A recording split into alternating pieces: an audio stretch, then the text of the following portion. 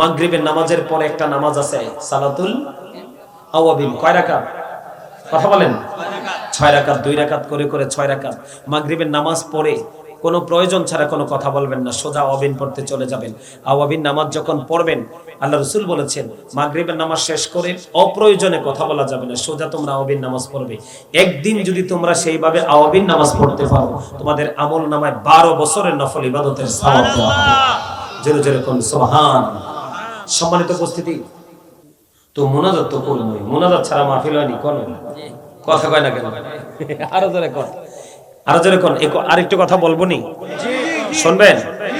তাহলে তাহাজ্জুদের দরকার আছে না নাই? আরো জোরে, আরো জোরে আছে তো? এবার আসেন, আপনারা জুমার নামাজ পড়তে যান না মুরব্বীরা, দাদু ভাইরা? আপনাদেরকে বলছি, আল্লাহ রাসূল বলেছেন জুমার দিনে কেউ যদি সবার আগে অন্য সব দিনের চাইতে উত্তম রূপে গোসল করে, কি করে?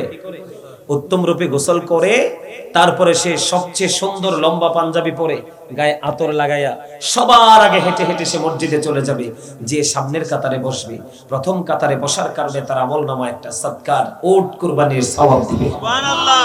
এখন আপনি ধীরে ধীরে ধীরে ধীরে নামাজ পড়লেন, সব মানুষ তাড়াহুড়া করে যুদ্ধ করে বের হয়ে গেল, কিন্তু আপনার মধ্যে ওইরকম ধরনের কোনো কি নাই, তাড়াতাড়ি বের হতে হবে ওইরকম কোনো পেরেশানি করার মনোভাব নেই। আপনি কি করলেন? আপনি বসে রইলেন, জুমার নামাজ পড়লেন, তারপরে আর সুন্নত নফল আছে না, এগুলো পরে সবার পরে বের হলেন। রাসূল বলেছেন তুমি এসেছো সবার আগে, বের হয়ে গেলে সবার পরে। শুধু এইভাবে আমল করার কারণে তোমার আমল নামায় প্রতিটা কদমে কদমে 1 বছরের নফল ইবাদতের সওয়াব দেওয়া হয়। সুবহানাল্লাহ। তার মানে আপনার বাড়ি যাইতে যদি 50টা কদম লাগে, তাহলে 50 বছরের নফল ইবাদতের সওয়াব।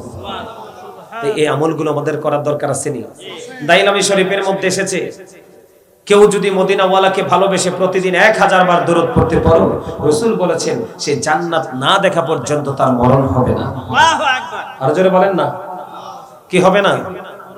জান্নাত না দেখা পর্যন্ত তার মরণ হবে না। কেউ যদি রাসূলকে ভালোবেসে প্রতিদিন 80 বার দরুদ, জুম্মার দিনে 80 বার দরুদ পড়তে পারে, আল্লাহ খুশি হয়ে তার 80 বছরের সগীরা গুনাহ মাফ করে দেয়।